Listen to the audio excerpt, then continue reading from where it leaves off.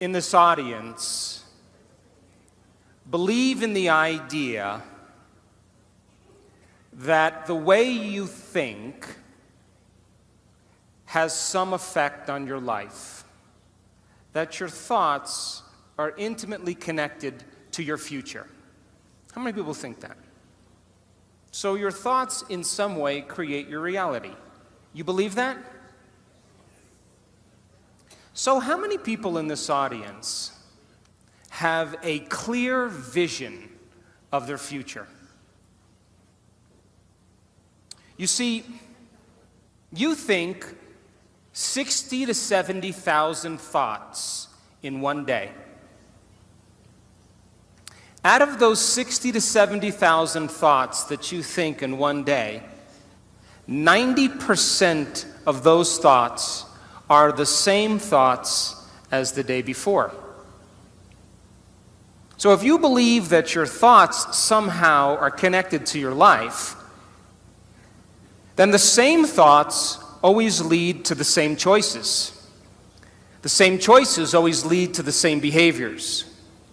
The same behaviors create the same experiences, and the same experiences produce the same emotions. And those very same emotions drive the very same thoughts. And your biology, your neurocircuitry, your neurochemistry, your neurohormones, and even your genetic expression is equal to how you think, how you act, and how you feel. And how you think, how you act, and how you feel is called your personality. And your personality creates your personal reality. That's it. So then, if you wanted to create a new personal reality, a new life, then you would have to start thinking about what you've been thinking about and change it. You would have to become aware of your unconscious thoughts and observe them. You would have to pay attention to your automatic habits and behaviors and modify them.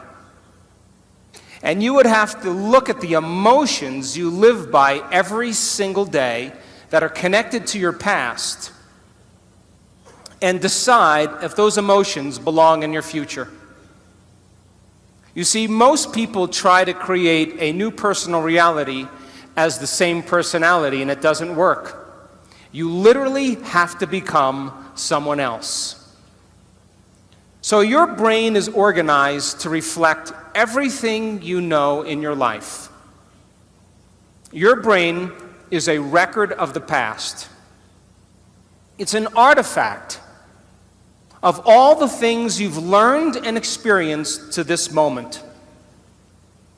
So if you wake up every morning and get out of bed on the same side, shut the alarm clock off with the same finger, shuffle into the bathroom and use the toilet like you always do, go and get a cup of coffee and drink coffee out of your favorite mug, then get in the shower and wash yourself off in the same routine way, drive to work, get to work, see the same people that push the same emotional buttons, do the same things that you've memorized and do so well, then hurry up and go home, and hurry up and check your emails, and hurry up and check your Facebook, and then watch your favorite television show, then hurry up and go to bed.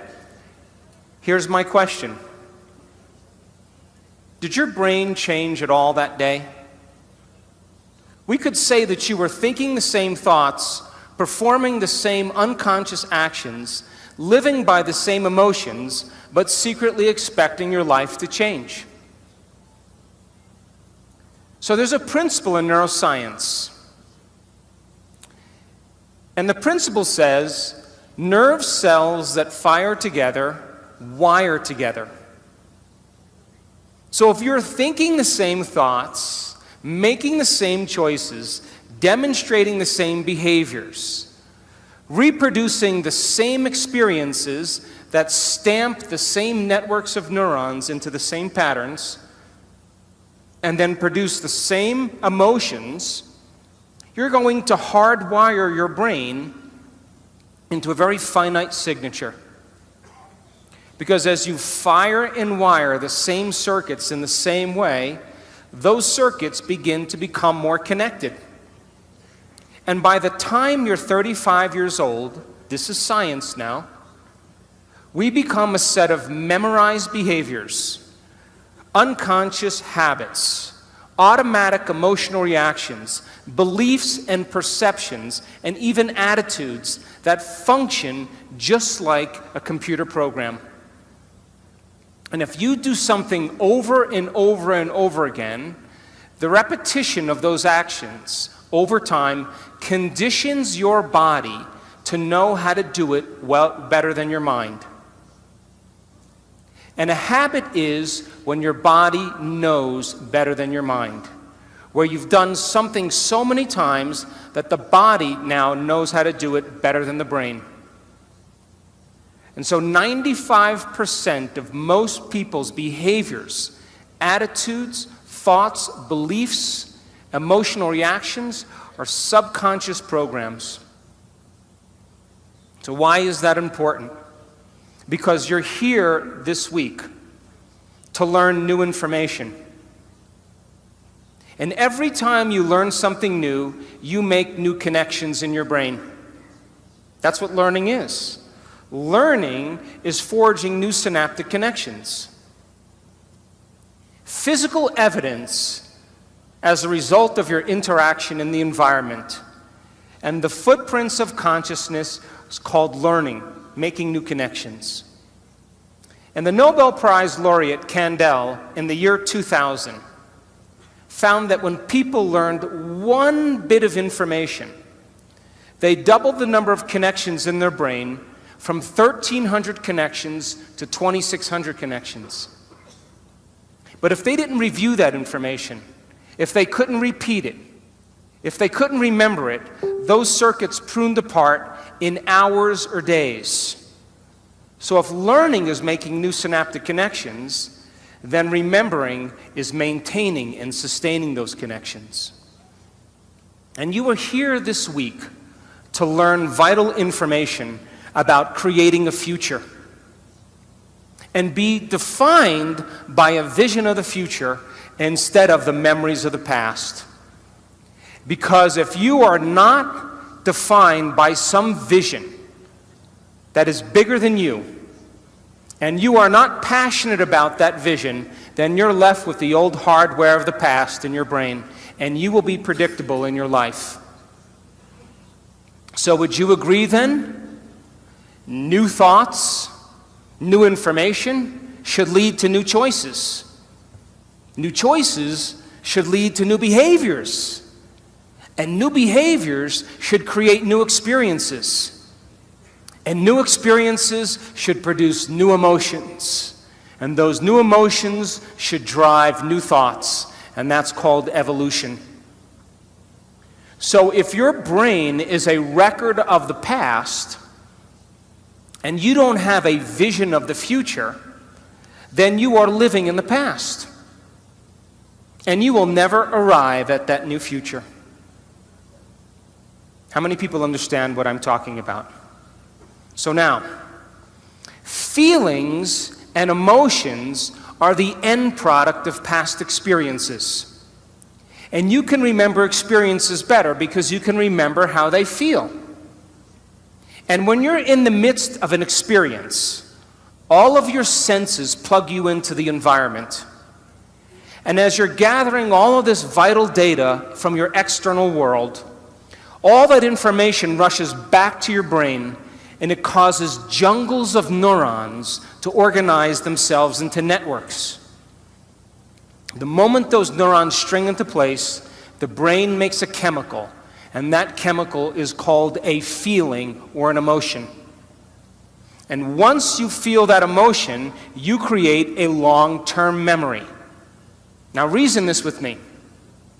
If feelings and emotions are the end product of past experiences, and you are feeling the same way every single day, doesn't that mean nothing new is happening in your life? And if those feelings and emotions drive certain thoughts. And you can't think greater than how you feel, because you had events in your life that have branded you emotionally. And you feel sadness or guilt or shame or unworthiness or insecurity. All of those emotions are created from past experiences.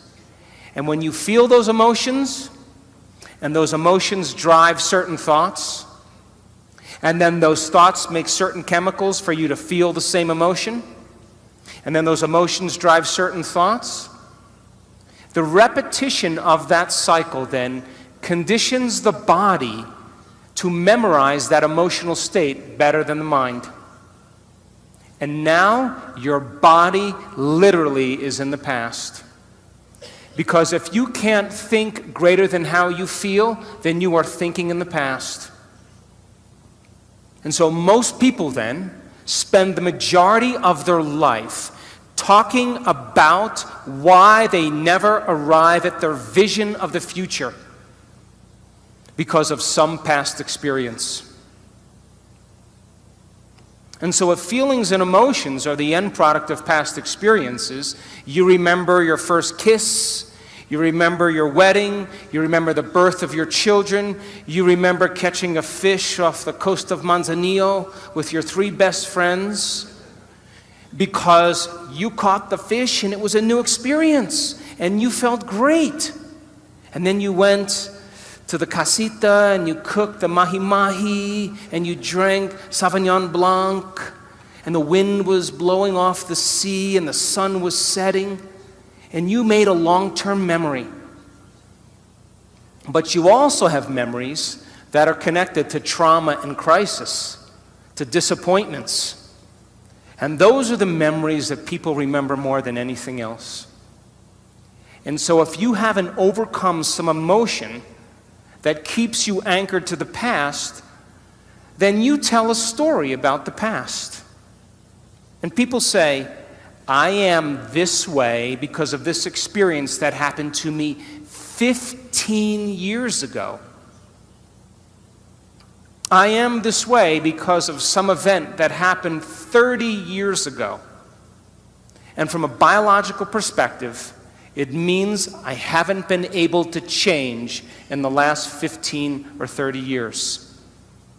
And Scientific American, a prestigious magazine, says that 50% of what you talk about in your past isn't even the truth. You make it up. Because you don't have the same brain that you did 15 years ago or 30 years ago. So then your brain and body are typically in the past, because thoughts are the language of the brain and feelings are the language of the body. And how you think and how you feel creates your state of being. So if you think insecure thoughts, in a matter of seconds, you are going to feel insecure.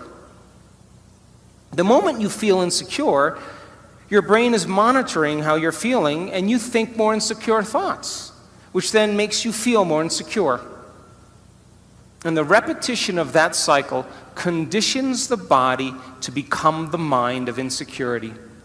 And then the person says, I am insecure. And whenever you say, I am anything, you are commanding your mind and body into a destiny. So then how do people change? They wait for crisis, trauma, disease, diagnosis, loss. Something has to go wrong in their life where they feel so uncomfortable that they finally make up their mind to change. And why is that?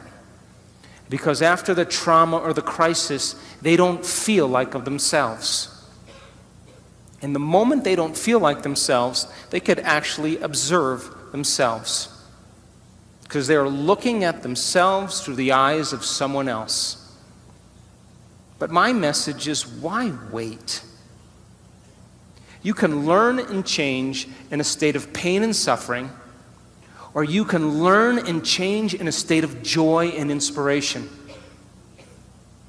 So then, if your brain is a record of the past, and you are living by the same emotions that have defined you for the last 10 years, and you keep thinking the same thoughts that make the same chemicals, and those same chemicals drive the same thoughts, then your body, as the unconscious mind, does not know the difference between an actual experience in your life that creates an emotion and an emotion that you're creating by thought alone. And so your body is believing it's in the same past experience 24 hours a day, 7 days a week, 365 days a year. And your body is programmed into the past. And you can't create a new future holding on to the emotions of the past. How many people understand what I'm talking about? So then, when you react to someone or something in your life, you have a choice. That when an event changes how you feel, there's a chemical change that's taking place in your body. And most people don't think they can control their emotional reactions. And so then when you react to some coworker or some relative or somebody in traffic, the moment you react emotionally, you are altered chemically. And if you don't know how to control your emotional reaction after that event, and you allow those emotions to linger for hours or days, you know what that's called? That's called a mood. Hey, Juanito, what's wrong with you? Oh, I'm in a mood. Really? Why are you in a mood? Well, this thing happened to me 4 days ago, and I'm having one long emotional reaction. And if you keep that same refractory period going on for weeks or months, that's called a temperament. Hey, why is she so angry? I don't know. Why are you so angry? Why are you so bitter? Why are you so enchilada?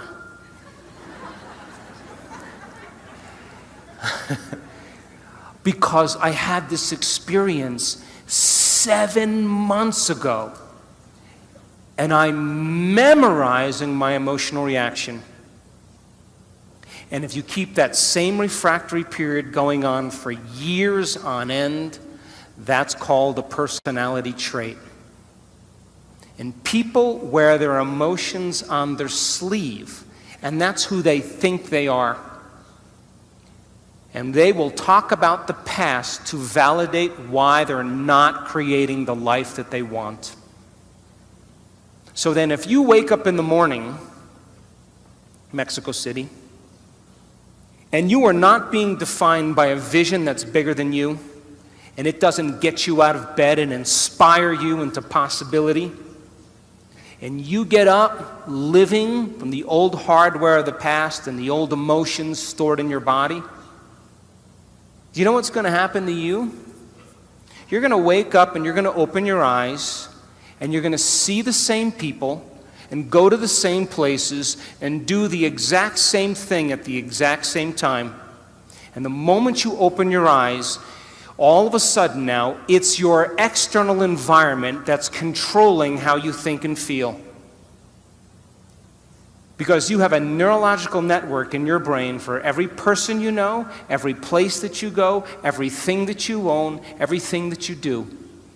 And the moment you open your eyes and you see the same people and go to the same places and do the exact same thing at the exact same time, it's your external environment that's turning on different circuits in your brain, causing you to think equal to everything that you know.